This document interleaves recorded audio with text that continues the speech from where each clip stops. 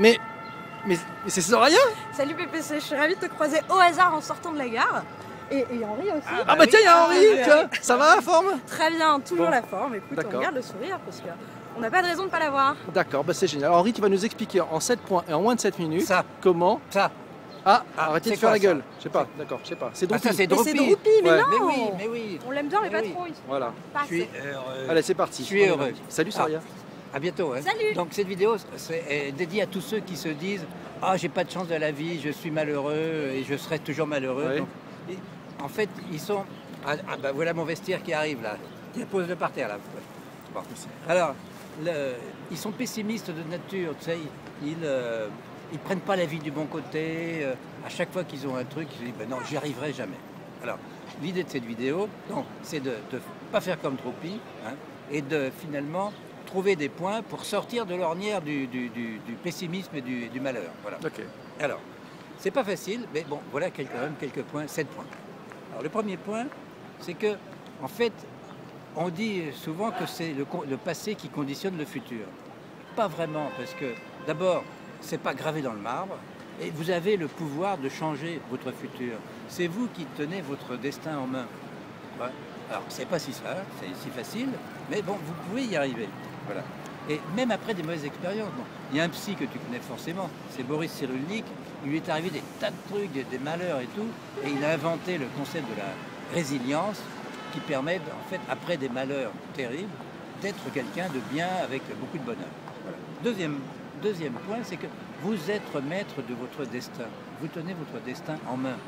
Donc, tu viens de le dire là. oui, ben, je viens de le dire, mais je le répète.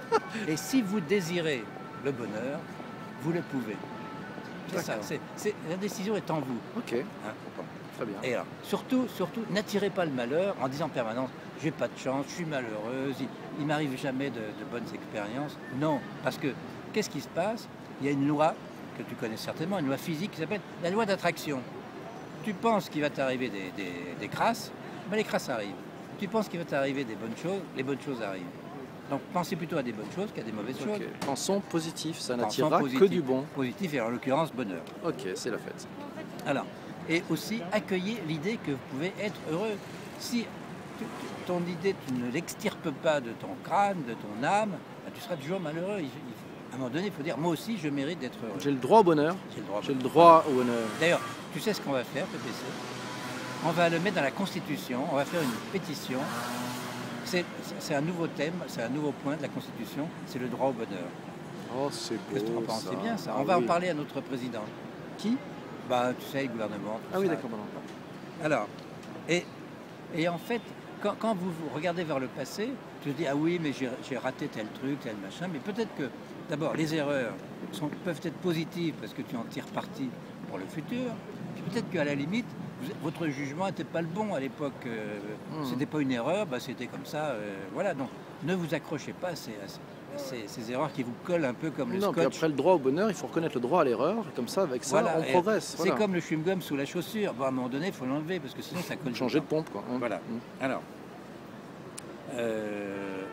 et disons, tout ce qui vous est arrivé de mal, vous y réfléchissez, hein, à tête reposée, pour dire, bah, voyons, peut-être que ce n'était pas si mal que ça. Alors le 6e point, parce qu'on y est déjà au 6e point, c'est ça, tu prends toujours tes notes, hein, toi, c'est terrible. c'est répéter en permanence, je veux être heureux. Yes. Je veux être heureux.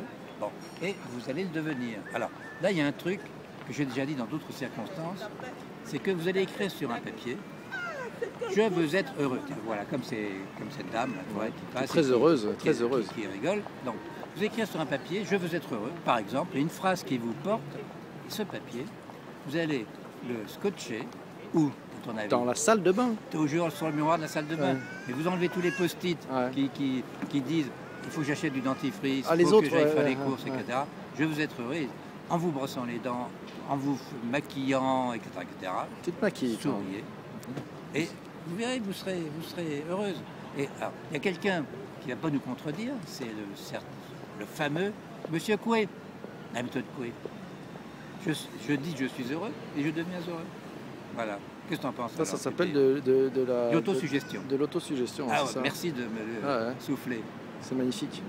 Souffler, c'est pas jouer. Eh ben écoute, c'est magnifique ce que tu viens de nous C'est dire. vrai. Je crois que ça, Ah bon. ça nous aide à voir le verre du côté à Puis moitié on a eu plein. la chance de rencontrer Soraya, Oh, c'est- qui lit un bouquin là-dessus par hasard. Tu te rends compte? C'est secret, c'est secret. Ah bon. Mais tu sais comment ça s'appelle, ces rencontres? La sérendipité. Ah, bah ça y est, il a réussi à le dire du premier coup. Formidable. Salut Pépé. Salut. Ciao. Avec elle.